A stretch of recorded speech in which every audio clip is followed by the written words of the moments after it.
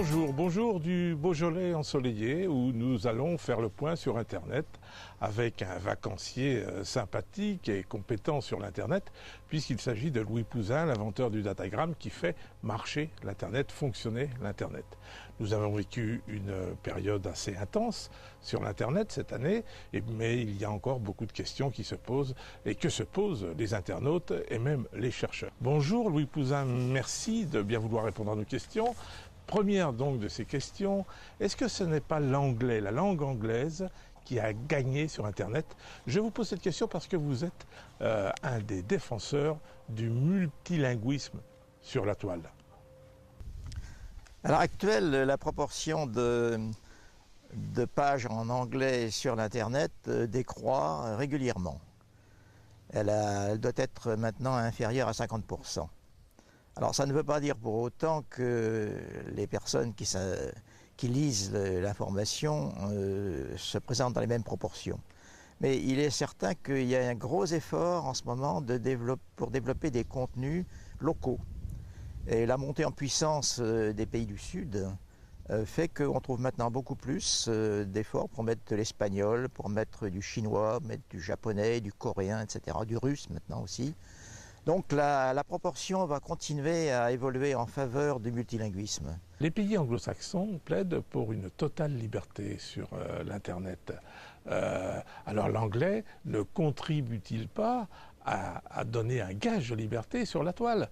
Quand on voit ce qui se passe par exemple en France, où des politiciens de droite veulent contrôler les internautes, ou même à Pékin, où avec les Jeux Olympiques il y a des vrais problèmes sur le web, est-ce que c'est pas cet anglais qui peut nous garantir la liberté, Louis Pouzin? C'est difficile de dire ce qu'on appelle exactement liberté, en ce sens qu'au niveau individuel, la liberté dépend des lois de chacun des pays. Donc l'Internet n'y est pour rien du tout. Alors, au niveau de la publication, c'est un peu différent parce que ce qui est publié dans un pays est généralement plus ou moins accessible à partir d'un autre pays. Ce qui veut dire que dans une certaine mesure, on peut transgresser les lois qui régissent les libertés individuelles grâce à l'Internet. Mais c'est là encore quelque chose qu'on ne peut pas considérer comme étant stable. Les pays comme la Chine, par exemple, sont très doués pour faire du filtrage.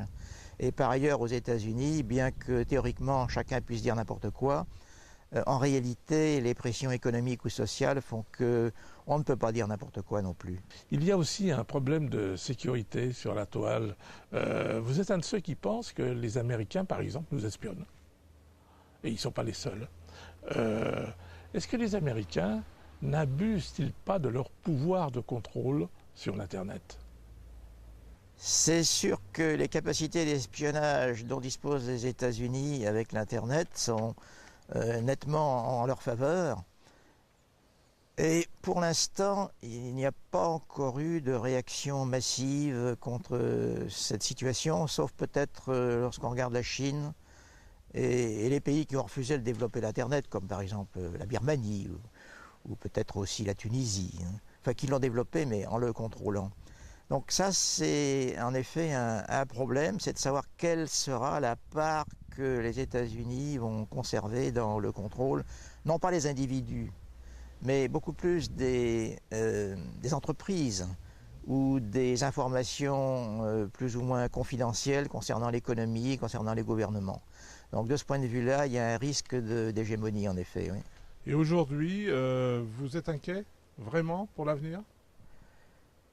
Je ne suis pas spécialement inquiet en matière d'Internet parce que l'évolution des compétences et la montée en puissance économique de nombreux pays, surtout du Sud, fait que inévitablement les rapports de force ou la distribution des pouvoirs va évoluer vers une multipolarité de ceux qui contrôleront l'Internet dans le futur. Mais on peut quand même se poser beaucoup de questions sur la capacité de l'Internet à faciliter l'intoxication ou la propagande ou disons la désinformation tant que les internautes eux-mêmes n'auront pas appris à filtrer cette information.